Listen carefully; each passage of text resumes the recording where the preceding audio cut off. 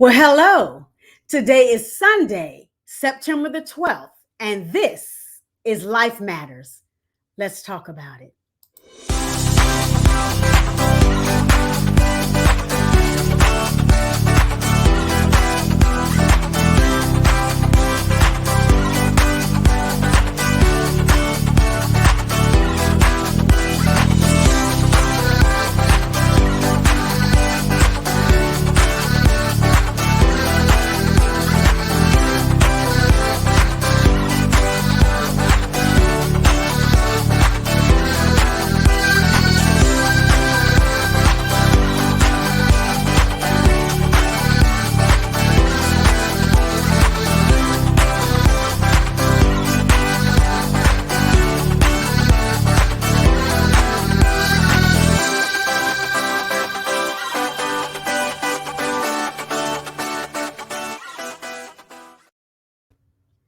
Well, hello, everybody. Hello, everybody. Welcome to Life Matters with Michelle. I am your host, Michele Irby Johnson, and I am so excited, as usual, to come into your homes, your places of business, wherever you may be, to share about what matters in your life. Of course, this is the platform where we talk about those things that typically affect the African American community, but today's topic can be expressed across any community. And we are talking to my very special guest, none other than Hartford J. Hough. How are you, my friend?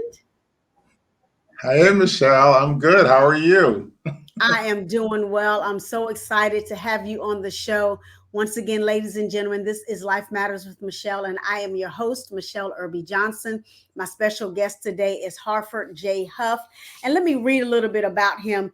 He's got an extensive background here, so we're going to indulge me for a moment, if you will.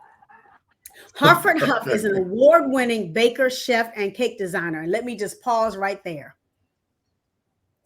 This man, if y'all don't get anything, no, I'm just saying, you need to taste his vittles. Let me tell you, I have been on the other side of his culinary delights, and they are amazing. So, Half Cake will travel, and he will ship it to you. I'm just putting it out there. All right. So anyway, I'm back to my reading of his bio. He is also a man of God.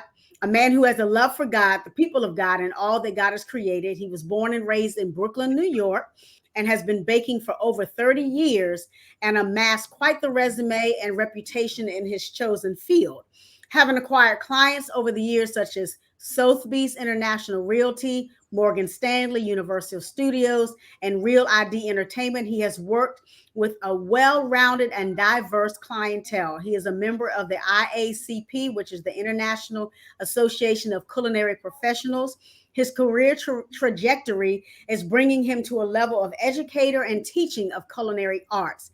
After matriculating through Howard University and now earning his credentials at Johnson and Wales University, it would seem his career would be settled in the field of culinary education. He is currently the instructor for the men's Bible study, as well as a minister in training at New Hope Christian Fellowship in Hayward, California. Amazing. I've heard great things. When God has a plan for your life, things can indeed take a detour. And we all know this. Hartford is passionate about the care of animals, as just as passionate about the care of animals as he is about baking and the culinary arts. His deep concern for the health and welfare of animals has led to his efforts to support other resources and organizations responsible for finding forever homes for lost, abandoned, and displaced animals. He is a true advocate who is determined to raise awareness for this cause, end animal cruelty, and foster care. It was this same passion that caused Hartford to write and present to the world his first book. And to those who know him, it was no surprise that his first book would be about animals and the significance that they hold in our lives. My soul is a witness on that. The Fur Beneath My Wings, our relationship with animals, and the valuable lessons they teach us is a compilation of heartfelt stories that impart within us lessons of faith, love, gentleness, perseverance, and hope through the eyes of the existence of our furry little friends. I call them fur babies. The reader will take Hmm. away a renewed appreciation for the beauty and simplicity of life and all it has to offer. Hartford is the proud member of the Humane Society and the ASPCA. The righteous care for needs of their animals, but the kindest acts of the wicked are cruel. That is Proverbs 12 and 10, which he is referencing. Once again, I want to welcome my beloved friend, Mr. Hartford J. Hough. Say hello once again to our audience. Thank you so much. Thank you, Michelle. It's a pleasure to be here. I'm very honored to be a part of your show this morning. Thank Absolutely. you. Yes, yes. And so for those who are tuning in, this is, I don't want to say it's an atypical subject, but most people don't find, as much passion in it. But we wanted to bring Hartford on today because for those of us who are pet lovers, he wants to talk about understanding God's creations. And when you hear Mhm. him speak about the fur babies, you will find that there is so much ingrained love in his heart for our furry friends, and I can echo his sentiments.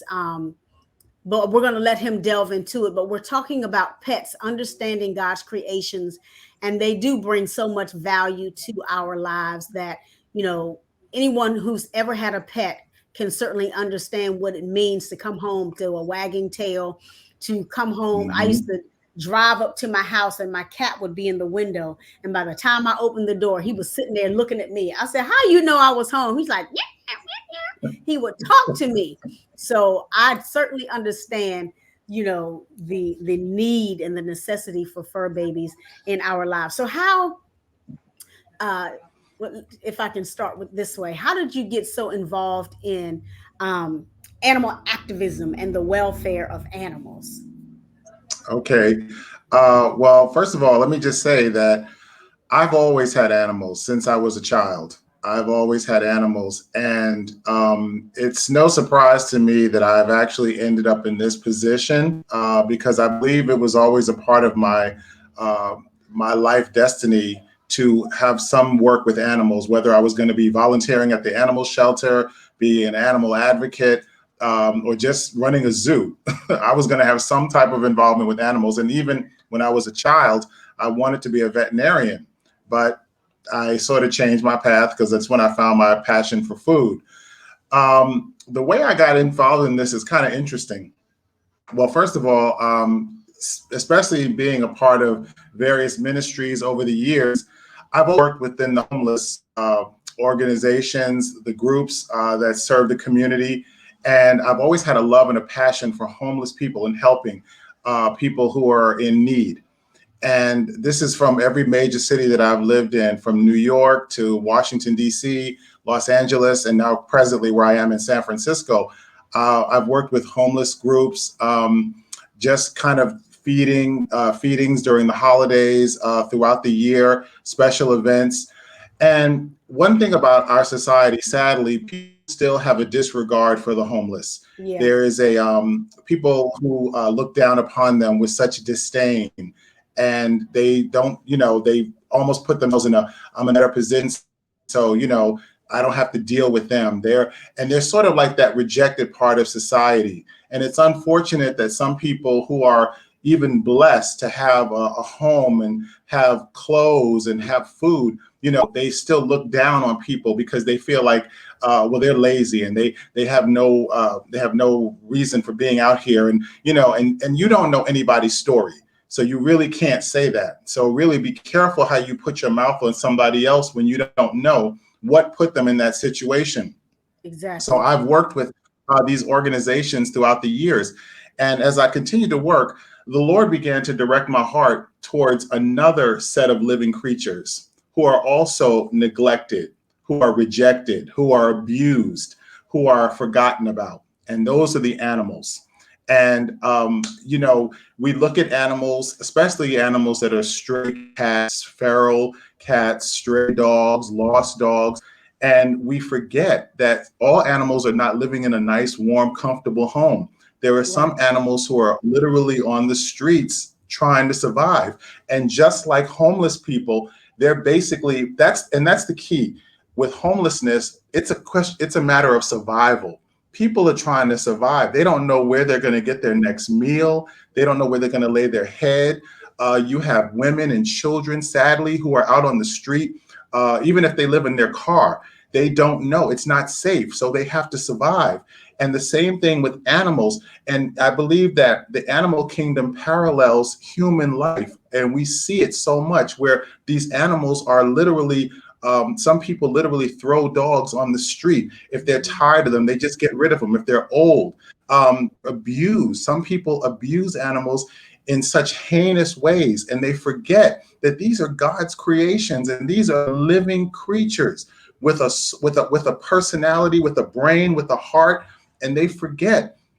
So that's what kind of drove me into this activism with animal care and welfare. And I really became more passionate about it when I started seeing the stories and I started reading the statistics on how animals are treated just in this country alone. I won't get into the worldwide perspective, but just in this country alone. So it was my work with the homelessness and homeless organizations that drove me to start working with animals and animal welfare.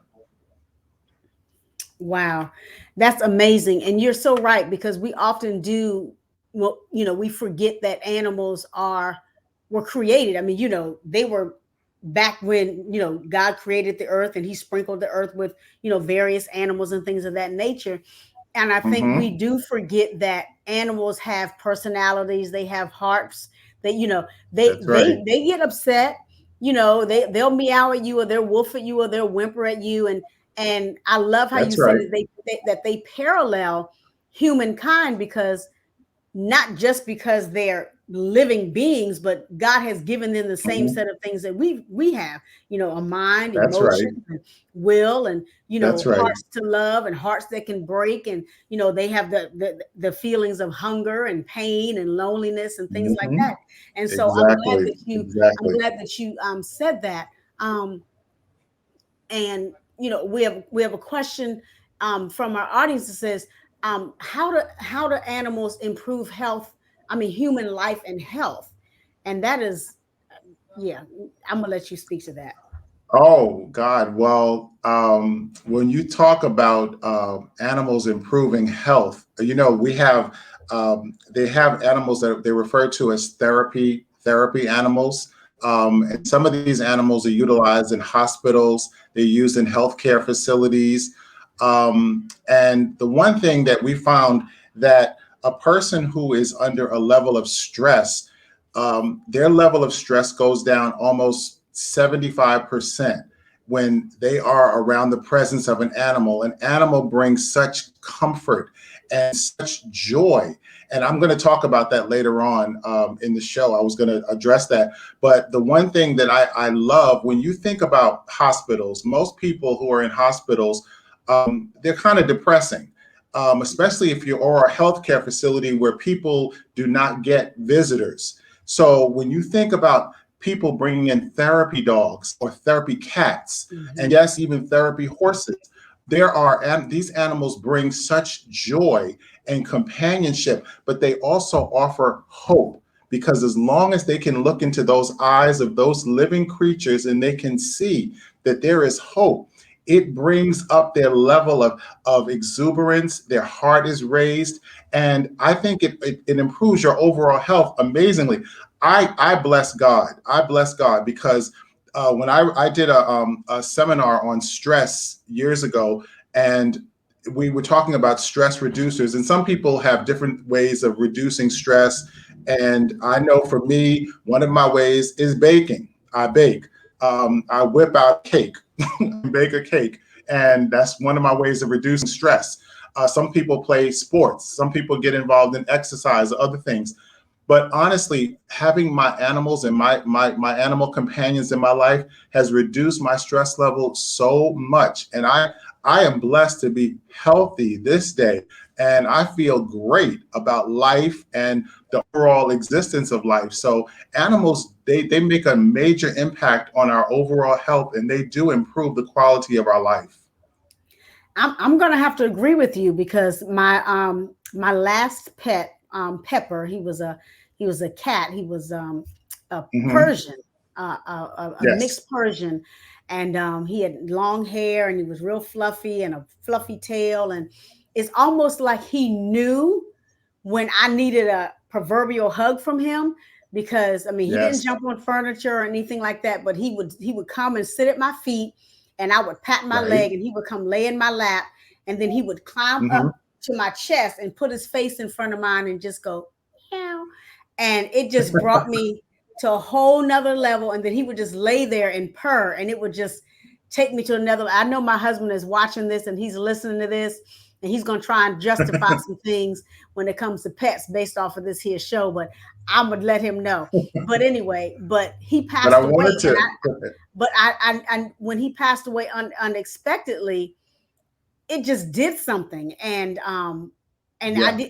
I didn't realize for the next few years that I had gotten so used to him coming and giving me comfort and being my companion, because I was single for Okay. 10 years, and so even though I had people in and Okay. out of my life, they weren't anybody stable, but I knew when I Hmm. opened that door that Pepper was going to Yes. be sitting there to greet me, and he would literally talk to me at the door. I said, "Hi, baby." He said, "Yeah, yeah." I said, "How was your day?"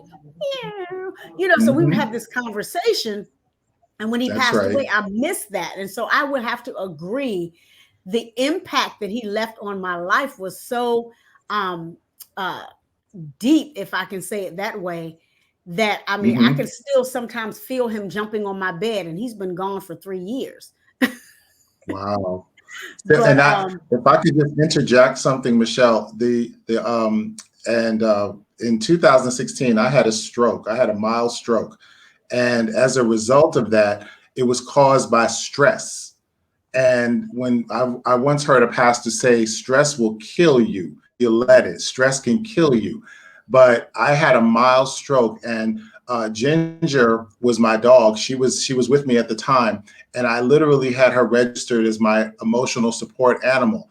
And when I tell you the blessing of having her in that capacity, because she reduced my stress level, especially when it came to traveling, because when they made all these changes with the airline industry, and I certainly respect other people's, space, as far as I know, everybody's not into animals, and some people have allergies and things like that. So I try to stay within the guidelines.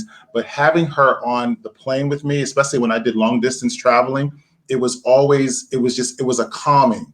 It was a calming, and nothing compares to that except the peace of God.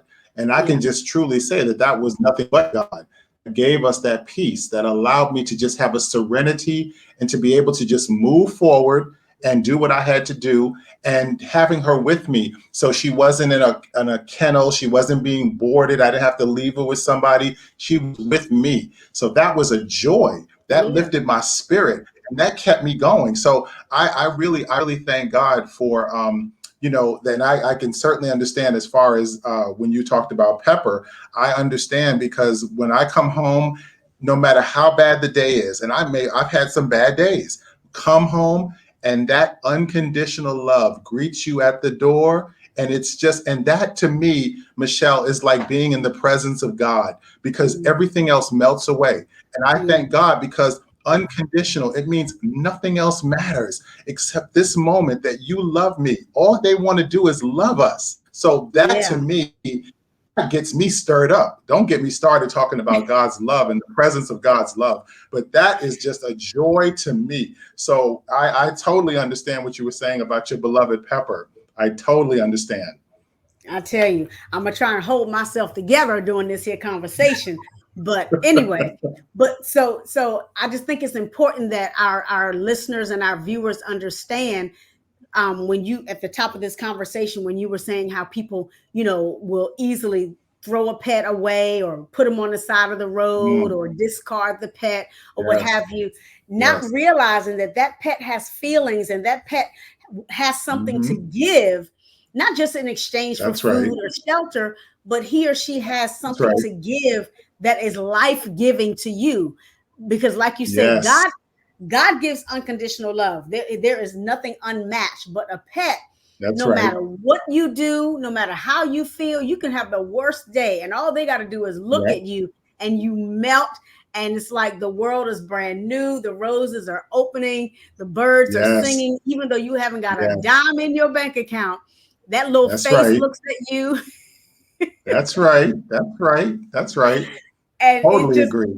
it saves your life. I mean, if I can say Yeah. that, a pet can literally save your life. And they do. You know, we're just a part of their world. But they are. We're. I hope I said this correctly. We are their world. They're just a part of ours, but we Yeah, are their world. Everything about us exists. That we're everything to them.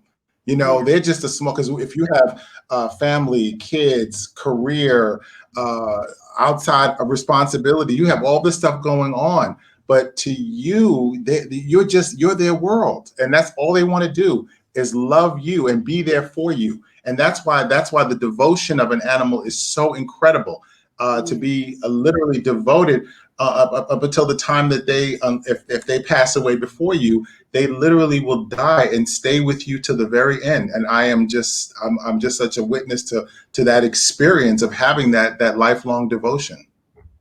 Wow. So, when you're talking about devotion, and we devote ourselves to God, and some, and I've known Mhm. people other than yourself and myself who have really taken our pets. We consider them our children, because when my That's son moved right. away to California and left me by myself, I thank God I had Pepper. But when we think about these lifelong companions, and we think Yeah, about the implications that their life brings to our life, what that means. And so that's right. we've talked about them being emotional support. We've talked about them being great companions. talk about Talk to us about the spiritual aspect of having a pet, because some people don't understand that. So give us Mhm. some little insight into that. Okay. Well, I've always, in my first book, I refer to animals as little teachers. They are reminders of what we as humans, especially those of us who name the name of Christ, we should be practicing. Animals, they teach us to love. They teach us, they give us faith. They teach us about kindness, compassion, hope. They teach us about goodness. These are the wonderful lessons that they impart to us. And I just believe in my heart that God had a special place in his heart when he created animals, because they are a direct reflection of his very character. So when you think about, we talk about the fruits of the spirit and and we try to manifest those as a Christian, and as we're growing in grace, and we try to manifest those wonderful fruits within our lives, and we try to be kind to one another. We try to be loving, forbearing of one another. All these wonderful lessons, animals impart that to us. They teach that to us, and every day. And when I tell you in my first book, when I talk about those lessons, sometimes it's just simple observational views that you could just look at them and see how, one of the initial chapters that I wrote in the book was called Slow Down, because Mm, I was always mm. rushing. And I had to learn patience, and learning to be patient and appreciating life. Stop rushing. Everything was like, I got to get here, I got to get here, got to do this, got to do that. And Ginger would literally walk slowly, as if to say, it's okay. Slow Whatever you down. have to do is going to be there. You could just take your time, stop and smell the roses. She said, and I could almost hear her say it like, those cats are going to be fine. That's when I had my cats too. She said, those cats are going to be fine. Let's enjoy this walk. Let's enjoy this beautiful day, what God has created. I can enjoy this wonderful space and time. So they impart those lessons to us. And I just believe that if you are a believer, there is something, there's a deeper connection, because I think that people who don't get that connection are people who are unregenerated. You just don't see it. But Mm, those of us who know Christ, and we understand the depths of God's love and what God did as far as him reaching down and changing our lives, how much more is that connection with these wonderful creations that he's given us? And it's just, and I keep focusing on love and compassion and patience and kindness, because those stick out to me the most, because just how we treat one another. We're supposed to be, loving in the body of Christ. We're supposed to be loving and kind to one another. Yeah. And yet these animals are teaching us. They're giving us this just by being in our lives.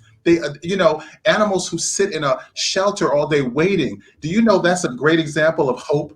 They are Yeah. showing us what it's like to be hopeful, that Mm. someday somebody's going to come and get me. They're waiting, hoping that somebody picks them up and takes them home, that they can impart that love to them. That, to me, what a great lesson is that. And when we talk about compassion, how wonderful. I literally took in a cat, it's going on a couple of months now, who literally drifted onto my porch. Named him Distance. Oh. Distance was a feral cat that literally came onto my porch, but he had been attacked and he was hurt. And just like when Jesus taught us the lesson about the Good Samaritan and Yeah. how we were supposed to have compassion on our neighbor, I had compassion on this cat, so much so I couldn't let him get away. I had to help him. And I felt like, okay, you're going to stay with me. So I had to get him. I built a little house outside of my house. I didn't take him in quite yet because I didn't know his situation. I had to make sure he had to be vetted. I had to make sure, he had his shots. So I Right. did all of that before I introduced him to Tony and Benji.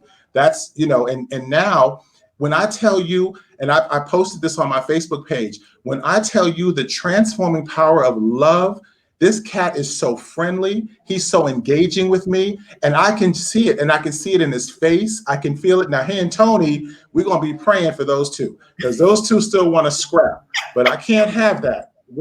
So pray for me, because I'm trying to get those two to, show a little love. But as far as his life and how it changed, and he allowed me to heal his wounds and to give him the medicine, and I was able to take him to the vet, and he didn't resist, because they were like, well, if he bites us, we're going to have to put him down. No, no, no, no, no, no. You're not putting anything down. I said, we will just wait until he is more calm. And when I took him to the vet, he had the best exam. He got all of his shots. He has 2 more to go, but he's getting more, and he's doing so much better. And it's been like 3 months. But in that 3-month period, I've seen this marvelous transformation. So, and that's love. That's the love of, we talk about the love of God, just that Mm. love. And can you imagine if we had that one for another, if we could Yeah. just look beyond people's faults, and we're not judging people, and we're not so critical, because sometimes people do come to us and they're hurt, and we're so quick to just put them away and disregard them. But everybody's situation is not the same. Everybody's going through a different situation. Yeah. And we have to learn how to just let love look beyond those faults and see the need. And the need is really opening your heart and letting that person in. Because if I love you, that gives me cause to pray for you and to share with you. And then, like I said, having that compassion on you in that situation. I hope I answered your question, because I know I kind of went off on a tangent. It, it's So it's it's okay. It's okay. I mean, it was wonderful. One of the things that you said when you talked about hope, and again, I can only speak about Pepper. When I mhm. got Pepper, he was a kitten in an adoption place in North Yes. Carolina back in 2008, and Okay. he was in a cage with an adult cat. So imagine an Uh-huh. adult sized cat, and he's a little kitten. And when my husband and I walked in, I said, "Well, do you have any black and white cats? I love tuxedo cats because their Yes. demeanor for me is just so gentle." And so they said, Yes. "Well, here's some kittens back here." She took us all through the store. I said, "No, I need a black and white tuxedo cat." I said, "That's what I Uh-huh. want because I love their demeanor." She said, "We only have Yes. one, but he doesn't go to anybody. He shares a Hmm. cage with this particular cat and this." I said, "Well, can I see him?" She's like, "Well, he doesn't go to people. Nobody's wanted to adopt him." So she takes him out of the Mm. cage, and I was like, "What's wrong with him?" She takes him out of the cage, and before I could reach for him, he climbed up on my shoulder. Mm. And he stayed there the entire conversation. And the lady was like, "He has never done that." I said, okay. I said, Wow. well, so I tried to take him off. He wouldn't let go. He just laid there and he purred. And so she said, well, go in the back room, the little playroom, and see if he'll play with Uh-huh. you or what have you. He wouldn't leave our side. And so I Oh said, well, my. ma'am, seeing as he won't let me go, I guess we got to take him with us. And so that's how I was introduced to Pepper. And my husband and I, we Okay. named him Pepper.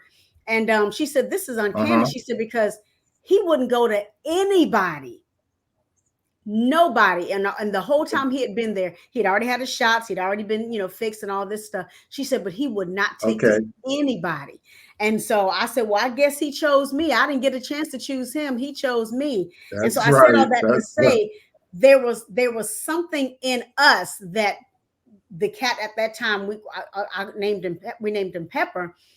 He saw Hmm. something in us that he needed, and he was Yeah. rotten. We spoiled him rotten. When I say turn to your whole neighbor and say rotten, that cat was spoiled rotten. And so I love the fact that you say, and again, going back to the fact that they may be fur babies, but they have personalities and they have a heart of love to give Yes. and to receive. And so Yes. when they're in these That's right. cages, they want somebody to love them back. There's a comment here talking about the That's right. overpopulation of pets in the world. I mean, what do we do? I mean, I know you don't have a succinct answer. What do we do about, other than spay and neutering, about all of these feral cats and dogs that are just wandering the streets? How do we um let them see that they are loved and they are wanted, but they're on the street? Do we take them from the street and do as you did and care for them, keep them outside for a minute, give them their shots, and make sure that they're all great before we bring them into our houses? Walk us through what that process looks like, um, if we find a stray, you know. The thing is, and I know everybody can't do what I did, and we have a lot of feral cats in our neighborhood. So what happens, especially in the inner city, where you have a lot of feral cats, the objective is to get the mother. Mhm. If you can get the mother and humanely trap the mother, then you can actually have her fixed. And there are Mhm. places, there are veterinary centers, there are agencies that actually offer services low cost or even free, where they'll fix the animal. So the objective when you have these cats, because a mother cat can have up to at least 3 litters. She can have up to three, or even, well, yeah, about 3 litters. And if she's not fixed, she's just going to continue to, cats get in heat and they going to go out there and have some more babies. And of Yeah. course, sadly, some of the babies survive, some of them don't. So the objective when it comes to those animals is to trap the mother humanely and try to get her fixed, and at least going to reduce her from having more. The same thing with dogs, And I remember something that Bob Barker used to say on The Price is Right. I don't know if you remember. He used to always end the show by saying, "Help Yep. control the pet population. Have your pet Yes. spayed or neutered." And I used to Exactly. love that. It's so true, because there are a lot of people who are always looking, because some people, they want to breed animals. And I'm not talking about people who humanely breed animals. I'm talking about people who just like, oh, well, she's got a cute little poodle and I've got a cute little schnauzer, so let's get them together. They don't really think. They just want to, let's get them together and have some puppies. But you really have to think about how many more animals are doing that, and people have to. And then, God, these puppy mills. I'm not even going to get started on the puppy mills. When we think about these people who are just literally trying to churn out these dogs, and these poor animals, after they've been used to have 3 and 4 litters, they literally discard them because their bodies are just so worn and broken. And when you Wow. think about people who don't care, so if you do come across an animal like a cat or a stray dog, the objective is to get the mother, and Yeah. if it's a female, try to get her fixed, have her neutered before she has another set. That's one way you can reduce the pet population. And then also, the one thing also, when you find out, if you find cats like that, do an extra step and before you take them to the shelter, because sadly, if you call animal control animal control will come and get them, but they'll put them in these shelters. And that's how come these shelters are so overcrowded. The Yeah. one thing you can do, find out if it's a no-kill shelter, because if it's a no-kill shelter, they will exhaust every resource to try to get those animals fixed and to try to get them adopted. So, but if you Wow. have them in these overcrowded shelters, which are already underfunded, it's going to be, they put them on a list and they give them a certain amount of time. And it's kind of like they're on, what's that thing they call when you're in jail? When you're Death row. on, what is that thing? On death row. Death row. These animals are waiting. I can't stand it, Michelle. That's why I said I'm like Noah. Bring all the animals to me. Give them to me. My prayer is that God would bless me with some land, and I have a farm, and I will take all the animals in. I don't care. I will make sure that we have space and facility. But I just can't see it. But that's, to answer your question. Those are two ways that you can actually help to reduce the overcrowded pet population. One of our guests says, "Can you take them to be fixed without any documentation providing ownership?" Well, one of the things, first of all, if you do take them to the doctor, you can also see if they're microchipped, and if they're microchipped, they can always scan, and then that can tell you who the real owner is. Now, if they're not microchipped,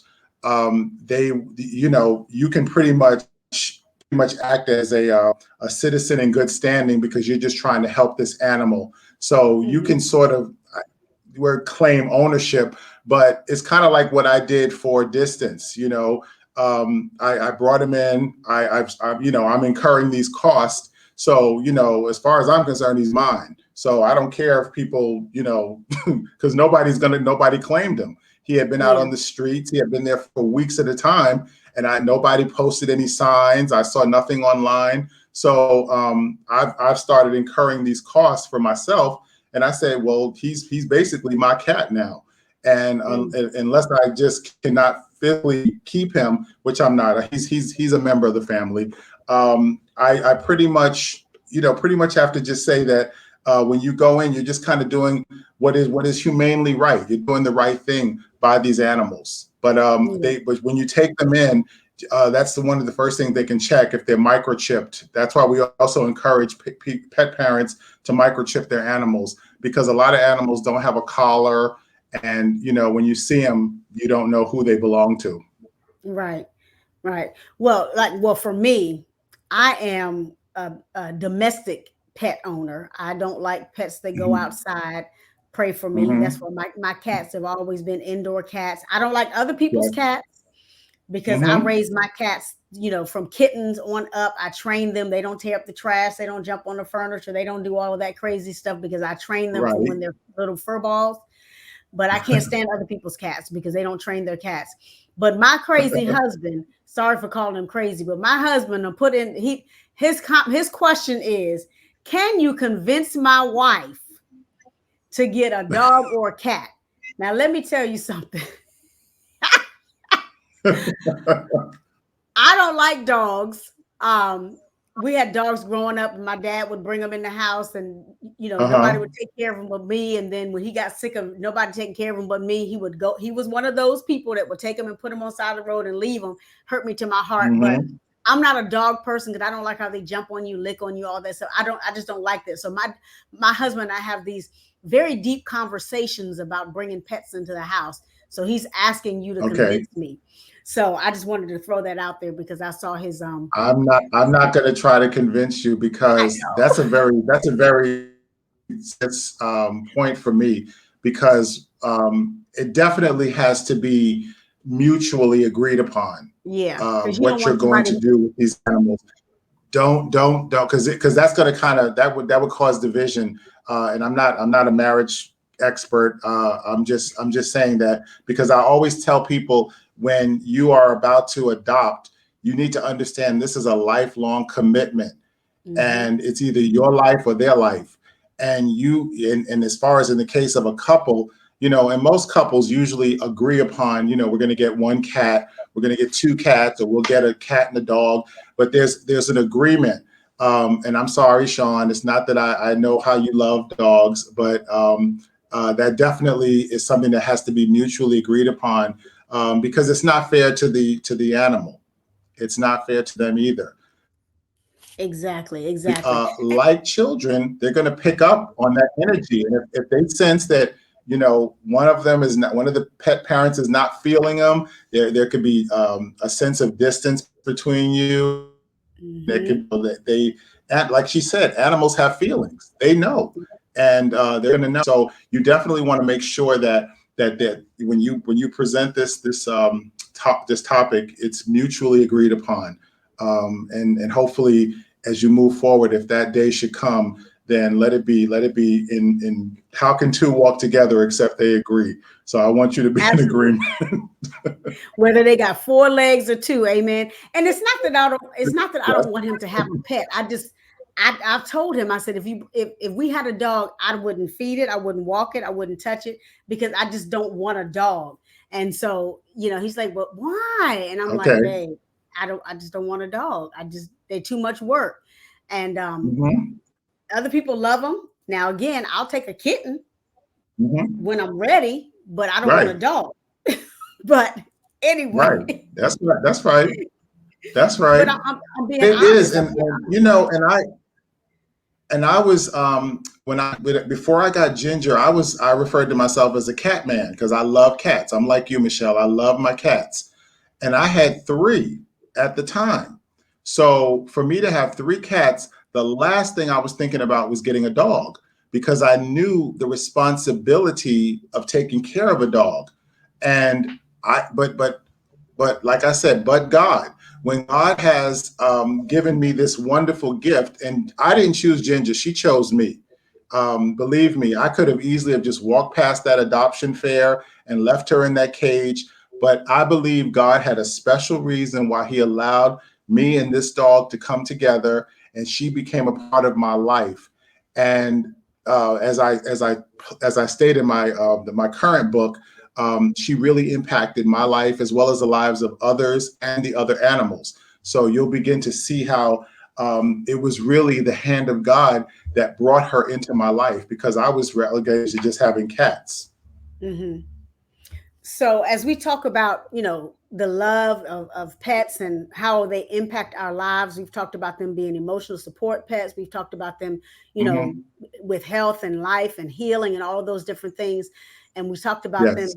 about everything else. And you talk about ministry. So how do you use a dog in ministry? And then how do you see yourself building such a platform where people understand the value that a pet brings, whether it's in ministry or home or what have you? How do you intend on building this platform so that people understand and hopefully get on board and participate in such a movement? Um, Whoa, that's a big word, movement.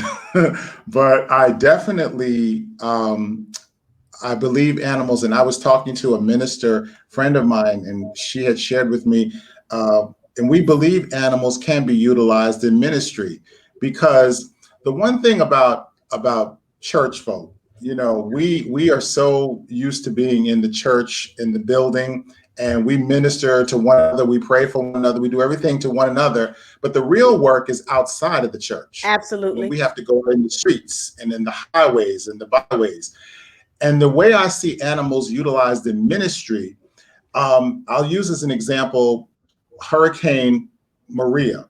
And when Mm, Maria, and I believe it was Florida that was hit. That was one of the states that was hit. And this hurricane came through and literally decimated these neighborhoods and these people's homes and their businesses. And what happened was when they had finished the search and rescue, and after they came back and they allowed people to go and do an assessment on what may have been left, if they could find some personal memorabilia or something, an animal rescue group brought in these golden retrievers. It was a whole group of them. And they allowed these dogs to go around to the people because some people were literally standing in front of what used to be their house and they were hmm just breaking down. They were just broken. And these animals literally walked up to them and sat next to them. And they allowed these animals to sit with them while they were crying, while they were in a state of despair. And it gave them such hope that they were like, you know what? I may have lost my home, I may have lost my business, but I'm still alive. Yeah. And looking into the eyes of this wonderful creature, I can rebuild. I didn't lose my life. And you being here is giving me hope to take it another, I can make it another day. To me, Yeah. that's ministry. Just like when we're in church and we minister to people, people come to the altar and we're praying for them and they're broken and they have situations that we know not of. And we're trying to offer them ministry and we're trying to offer them encouragement. This was a point of encouragement where these people were able to look and say, you know what? I can go on from here. And I Yeah. believe that animals can be utilized. They're utilized all the time. Like I said, they're utilized in hospitals, healthcare facilities, schools, shelters. Animals have this great capacity. And what is ministry but God's service? It's God's service. We're actually laboring for the Lord.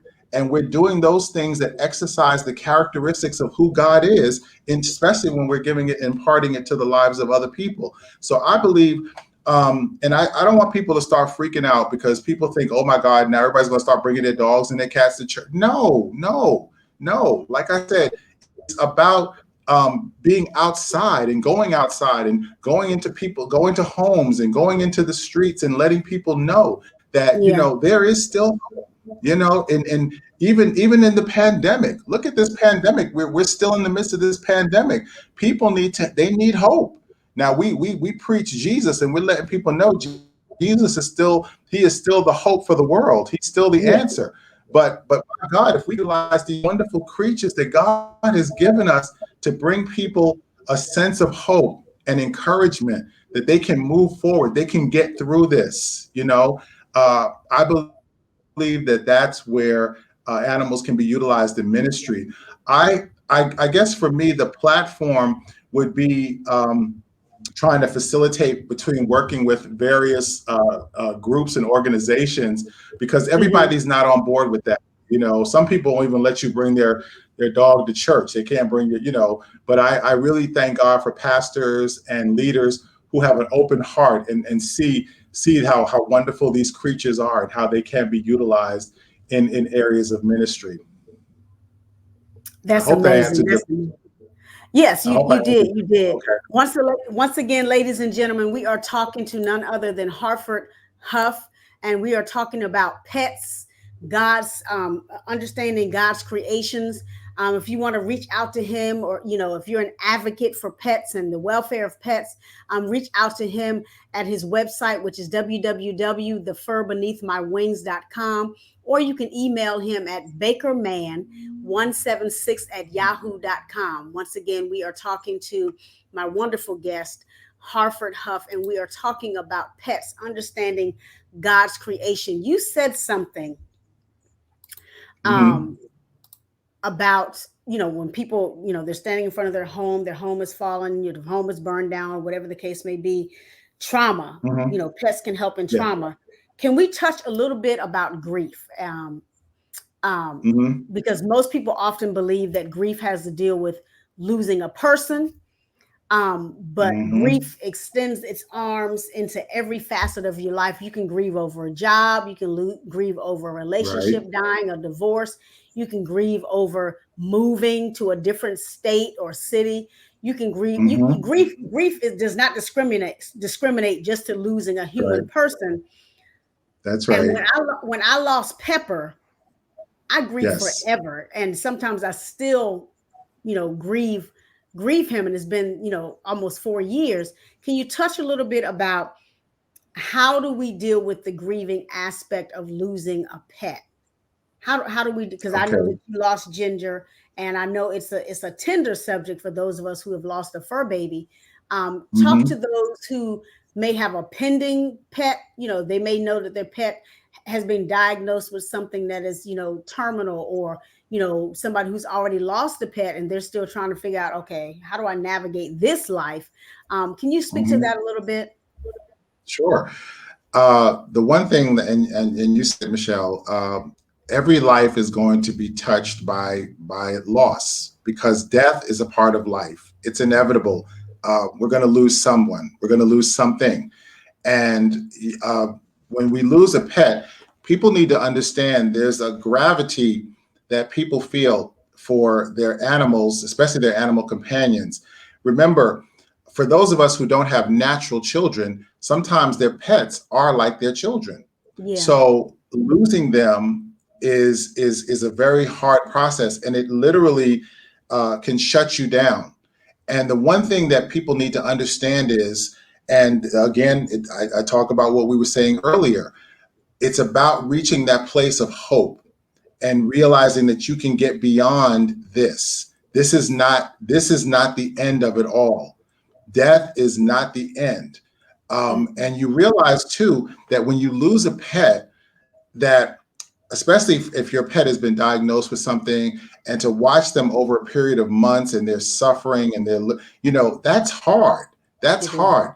But when you do actually lose them and they transition, some people don't respond to death very well. Some people shut down, they go into a depression. Some people want to end their own life over the loss of a pet. Just like some Hmm. people want to, I've known people who've lost their mothers, and they were so close to their mother that when their mother passed away, they couldn't go on. And I said, so with some people with the death of a pet, it's a very hard loss. But the one thing that you need to understand is that there is hope beyond this loss. And that's what you need to get to. You need to get to that place of understanding that there is hope. And I know for me, when I lost Ginger, I thought I was going to be a basket case. But Ginger prepared me for her death. She prepared Wow. me because she knew me so well. She knew I would be selfish. I would try to keep her here, even though she was shutting down. I was going to get medicine. I was going to get doctors. I didn't care who she was. But she said no, no. And she prepared me in such a way that as the time went on, I had to really slowly accept it was her time.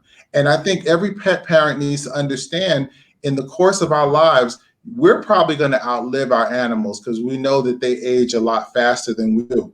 Yeah. So it's probably a 95% chance that you will outlive your pet. But that loss is not the end of it all.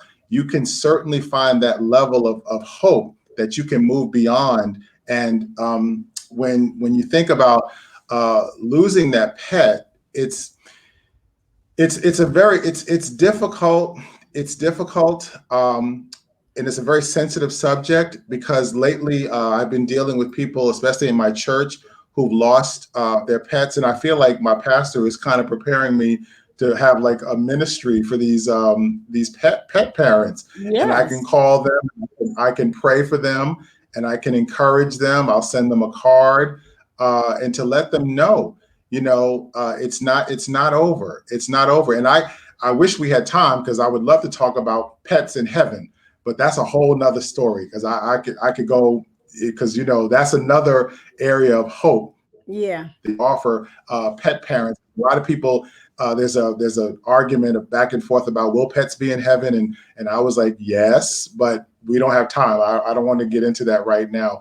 But the loss of that pet it's not the end. And like I said, when you lose a pet, especially if you have them euthanized, they do so much to give us love and to just really change our world. And the most humane thing you can do for that beloved animal companion at that point to end their suffering is to let them go. And Yeah. even in my book, in Ginger's book, for me, I dedicated the book to myself. And I hope that doesn't sound selfish, but for No. me, it was a way of releasing and accepting and letting go. Yep. I Yeah. had to let go, but I had Yeah. to accept it and I had to release it. And I released it to God. And since that time, but the one thing I've always been blessed in my life, I've always had another pet. I've never been like just a one pet person. I've always had another pet, which continually gave me purpose. Yeah. I had to continue because I couldn't stop living because I still had to, when I lost Guffy and Belvedere, those were my two cats. When I lost them, I still had to walk Ginger.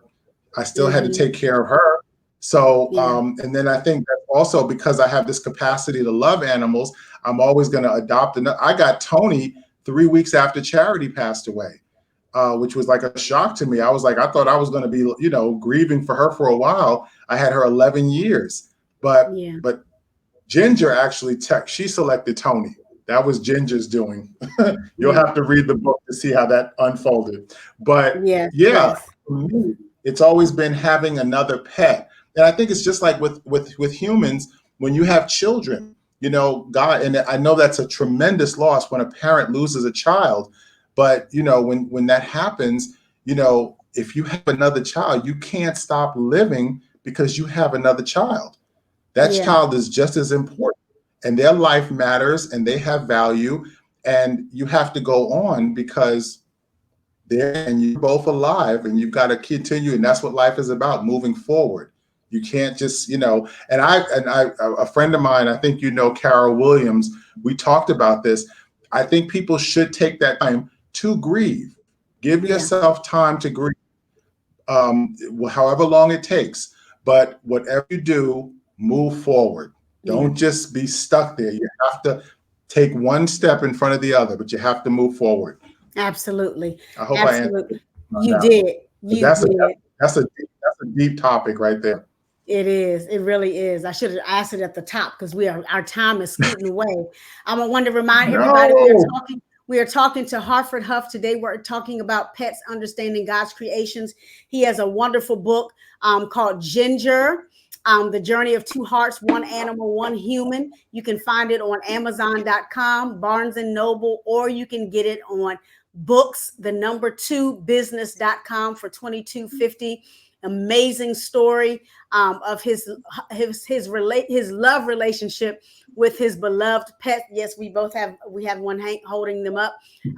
He is also a co-author in one of our books called In Recovery, Rising from the Ruins, where he talks about losing his grandmother. So it's an amazing book. You can certainly get a copy of that book from him. Just go to his website, or there you go. You can buy the book In Recovery, Rising from the Ruins, where he is one of our co-authors. And as we scoot on out of here, I just want to remind you all, you can watch the show Life Matters with Michele on YouTube and Life Matters with Michele TV Official. That again is Life Matters with Michele TV Official. Don't forget to like and to subscribe. If you prefer listening, you can hear the show every Friday at 4:00 p.m. on www.sensationalsoundsradio.net. That's every Friday at 4:00 p.m. on sensationalsoundsradio.net. If you would like to be a guest on the show, please visit my website at iam-mij.com/contact us and hit the little radio button that says Life Matters Guest. I am booking for 2022. I'm all booked up for this year, but you can certainly get on the show for 2022. Once again, my special guest today is Hartford J. Hough, talking about pets, understanding God's creations. Close us out with a final word as it relates to our fur babies. First of all, let me just say, Michele, thank you so much for having me as a guest. This has been a wonderful opportunity. And I've so enjoyed your show. I think you have a wonderful platform. And thank you for allowing me to be here. I just want to say that everybody's not meant to adopt a pet, but there are people who actually love animals and care for animals, and that care is just as important. But if you can, and you can open your heart and you can find that space to open your home to adopting a pet, I pray that people would consider doing that, because there's so many wonderful creatures who need a loving home. And I'm hoping that you'll be able to do that, to offer them a loving forever home, because they definitely are in need and they will make a change in your life. Oh, thank you so much. Thank you so much. Once again, ladies and gentlemen, we have been watching Life Matters with Michele. I am your host, Michele Irby Johnson, with my special guest, Hartford J. Hough. That ends our segment for today. We hope you will tune in at Life Matters with Michele TV official and catch the replay, or listen on Friday at 4 o'clock p.m. at www.sensationalsoundsradio.net. Until then, be blessed, be saved, and we'll talk to you again real soon. Bye-bye. Bye.